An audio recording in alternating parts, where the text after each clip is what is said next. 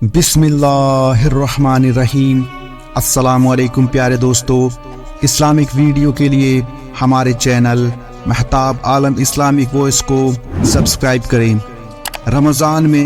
توبہ اور استغفار کی طاقت اور اس کی یہ فضیلت جان کر ہم سب اس کا عمل کبھی نہیں چھوڑیں گے، اور اس ویڈیو کا 16واں نمبر آپ کے رونگٹے کھڑے کر دے گا۔ تو ویڈیو کو آخر تک ضرور سنیں تاکہ مکمل جانکاری ہو سکے۔ نمبر 1، سید الاستغفار یعنی سب سے بڑا استغفار، اسے زیادہ سے زیادہ پڑھا کریں، اس کی بہت بڑی فضیلت ہے۔ ترجمہ: اے اللہ، تو ہی میرا پروردگار ہے، تیرے سوا کوئی معبود نہیں ہے، تو نے ہی مجھے پیدا کیا ہے، میں تیرا ہی بندہ ہوں، میں تیرے وعدے اور اقرار پر قائم ہوں جتنا مجھ سے ہو سکا۔ میں پناہ مانگتا ہوں ان تمام کاموں کی برائی سے جو میں نے کیے، میرے اوپر جو تیری نعمتیں ہیں ان کو قبول کرتا ہوں، اور میں اپنے گناہوں کا بھی اقرار کرتا ہوں، پس تو میرے گناہوں کو بخش دے، اس لیے کہ تیرے علاوہ اور کوئی گناہوں کو نہیں بخش سکتا۔ فائدہ نمبر 1، حدیث شریف میں آیا ہے کہ اللہ کے رسول صلی اللہ علیہ وسلم نے فرمایا، میں دن میں 70 مرتبہ، دوسری روایت کے مطابق 70 مرتبہ سے بھی زیادہ اللہ سے توبہ استغفار کرتا ہوں، تیسری روایت میں ہے کہ 100 مرتبہ۔ نمبر 2، دوسری حدیث میں آیا ہے کہ اللہ کے رسول صلی اللہ علیہ وسلم نے فرمایا، تم لوگ زیادہ سے زیادہ اللہ تعالیٰ کے سامنے توبہ کیا کرو، اس لیے کہ میں خود دن میں 100 مرتبہ توبہ کرتا ہوں۔ تیسری حدیث میں ہے، آپ صلی اللہ علیہ وسلم نے فرمایا، جس شخص نے ہر گناہ کرنے کے بعد ترنت توبہ استغفار کر لیے تو وہ گناہ پر اڑا نہیں رہا، اگرچہ وہ 70 مرتبہ توبہ استغفار کے بعد بھی گناہ کرے۔ چوتھی حدیث میں آیا ہے کہ اللہ کے رسول صلی اللہ علیہ وسلم نے فرمایا، میرے دل پر بھی دنیاوی ذمہ داریوں کو پورا کرنے میں لگے رہنے کی وجہ سے غفلت کا پردہ پڑ جاتا ہے، اس لیے میں دن میں 100 مرتبہ اللہ سے استغفار کرتا ہوں۔ نمبر 5، ایک اور حدیث میں آیا ہے کہ آپ صلی اللہ علیہ وسلم نے فرمایا، قسم ہے اس اللہ کی جس کے قبضے میں میری جان ہے، اگر تم اتنے گناہ کرو کہ اس سے زمین اور آسمان بھر جائیں اور پھر بھی تم اللہ سے معافی مانگو تو اللہ پاک ضرور تمہارے گناہ بخش دے گا، اور قسم ہے اس ذات کی جس کے ہاتھ میں محمد صلی اللہ علیہ وسلم کی جان ہے کہ اگر مان لو تم بالکل گناہ نہ کرو تو اللہ تعالیٰ ایسی قوم پیدا کرے گا جو گناہ کے کام کرے اور پھر اس سے معافی مانگے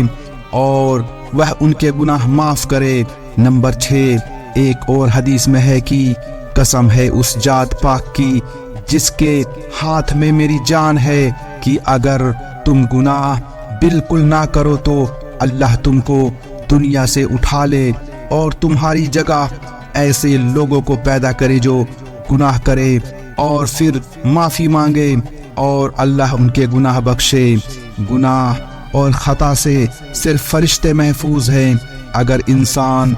گناہ یا خطا بالکل چھوڑ دے تو انسان ہی نہ رہے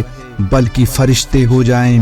تو پھر اللہ تعالیٰ کے معاف کرنے اور بخشنے کی صفت کا کوئی فائدہ ہی نہ رہے گا۔ اور اللہ تعالیٰ نے تمام مخلوق کو اپنے کمالات اور صفات کے اظہار کے لیے پیدا کیا ہے، اس لیے لازمی طور پر ایسے فرشتے جیسے انسانوں کی جگہ اللہ پاک بھول چوک کرنے اور اپنے گناہوں سے معافی مانگنے والی مخلوق کو پیدا کرے گا تاکہ اس کی ان 2 بڑی صفتوں کا ظہور ہو، وہ گناہ کا کام کرے اور معافی مانگے، اور اللہ معاف کرے، وہ غلطیاں کر بیٹھے تو ترنت توبہ کریں اور اللہ پاک ان کے گناہ بخشے۔ غرض حدیث کا صرف یہ بتلانا ہے کہ گناہ کے کام کر بیٹھنا انسان کی فطرت میں داخل ہے،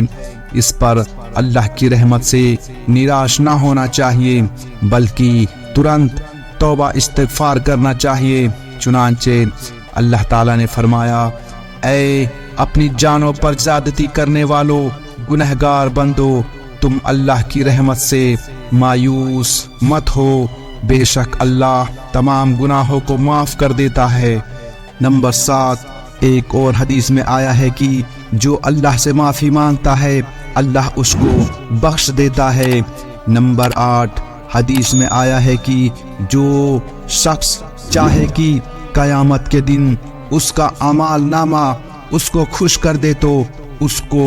زیادہ سے زیادہ توبہ اور استغفار کرتے رہنا چاہیے۔ نمبر 9، ایک اور حدیث میں آیا ہے کہ جو بھی مسلمان کوئی گناہ کرتا ہے تو اس کے گناہ کو لکھنے والا فرشتہ 3 گھڑی رکا رہتا ہے، اگر اس نے اس 3 گھڑی کے اندر اللہ سے اپنے اس گناہ کی معافی مانگ لی تو وہ فرشتہ اس گناہ کو نہیں لکھتا اور قیامت کے دن اس کی اس گناہ پر پکڑ نہ کرے گا اور نہ عذاب دیا جائے گا۔ نمبر 10، ایک اور حدیث میں آیا ہے کہ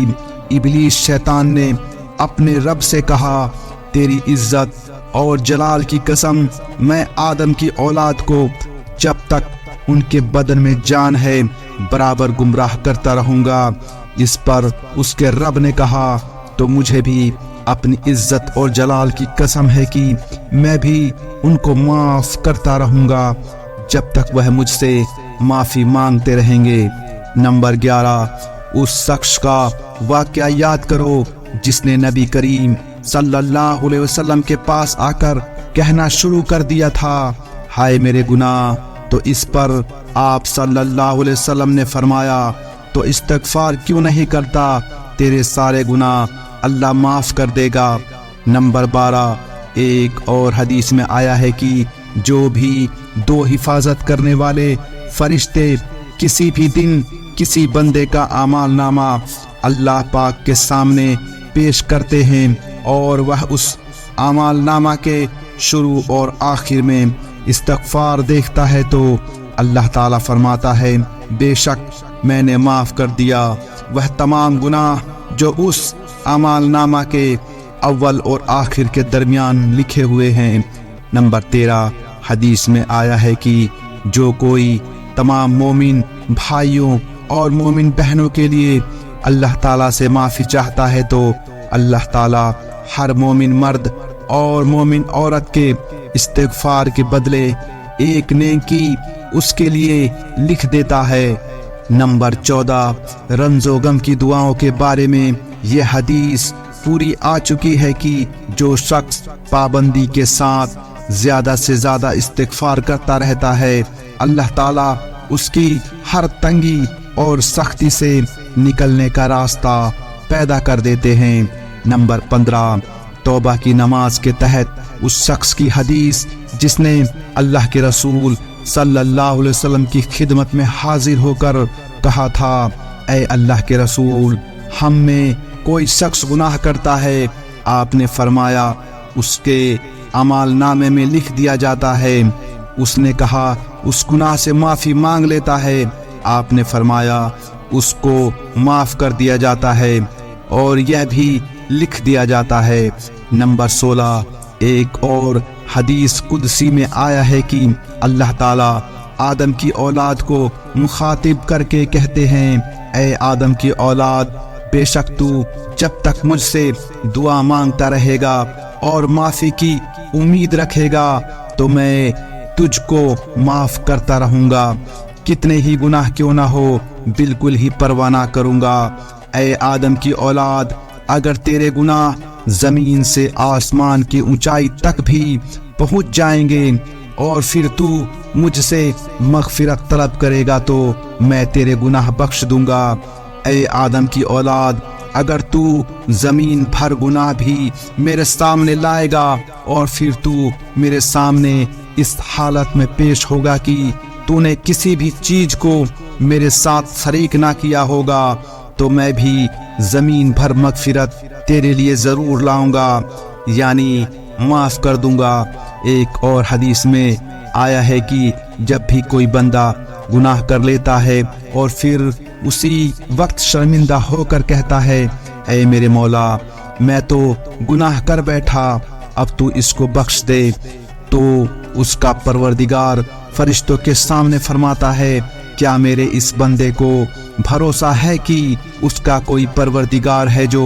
گناہوں کو بھی معاف کرتا ہو اور ان پر پکڑ بھی کرتا ہے؟ سن لو، میں نے اپنے اس بندے کو بخش دیا۔ پھر وہ بندہ جب تک اللہ چاہتا ہے اس وعدے پر قائم رہتا ہے، پھر کوئی گناہ کر بیٹھتا ہے تو پھر شرمندہ ہو کر کہتا ہے اے میرے مولا میں تو یہ ایک اور گناہ کر بیٹھا، تو اس گناہ کو بھی معاف کر دے، تو اللہ تعالیٰ فرشتوں سے فرماتے ہیں میرے اس بندے کو بھی یقین ہے کہ کوئی پروردگار ہے جو گناہ معاف بھی کرتا ہے اور ان پر پکڑ بھی کرتا ہے، تو سن لو میں نے اس کو پھر معاف کر دیا۔ پھر جب تک اللہ چاہے وہ گناہ سے رکا رہتا ہے، پھر اور کوئی گناہ کر بیٹھتا ہے تو پھر شرمندہ ہو کر کہتا ہے اے میرے پروردگار میں تو پھر یہ ایک اور گناہ کر بیٹھا، تو اس کو بھی بخش دے۔ اللہ تعالیٰ پھر فرشتوں سے فرماتے ہیں میرے اس بندے کو یقین ہے کہ کوئی پروردگار ہے جو گناہوں کو معاف بھی کرتا ہے اور ان پر سزا بھی دیتا ہے۔ سنو میں نے اپنے اس بندے کو پھر معاف کر دیا۔ نبی کریم صلی اللہ علیہ وسلم نے 3 مرتبہ اس بندے کے گناہ اور توبہ کا ذکر فرمایا اور اس کے بعد فرمایا پس اسی طرح جو چاہے کرتا رہے، یعنی ہر گناہ کے بعد توبہ کرتا رہے۔ نمبر 17 ایک اور حدیث میں آیا ہے کہ اس شخص کے لیے خوشخبری ہے جس کے اعمال نامہ میں بہت زیادہ استغفار موجود ہو۔ نمبر 18 اس شخص کی حدیث جس نے اللہ کے رسول صلی اللہ علیہ وسلم سے اپنی تیز زبانی اور بد زبانی کی شکایت کی تھی تو آپ نے فرمایا تھا تمہیں استغفار کی خبر نہیں، استغفار ہی تو اس عیب کو دور کرتا ہے۔ پیارے دوستو آج کے لیے بس اتنا ہی۔ ہم امید کرتے ہیں کہ آپ کو آج کا یہ ویڈیو پسند آیا ہوگا۔ اس ویڈیو کو لائک شیئر اور ایسی ہی ویڈیوز دیکھنے کے لیے چینل کو سبسکرائب کریں۔ ہم ملتے ہیں آپ کو اگلی ویڈیو میں، تب تک کے لیے السلام علیکم ورحمۃ اللہ وبرکاتہ۔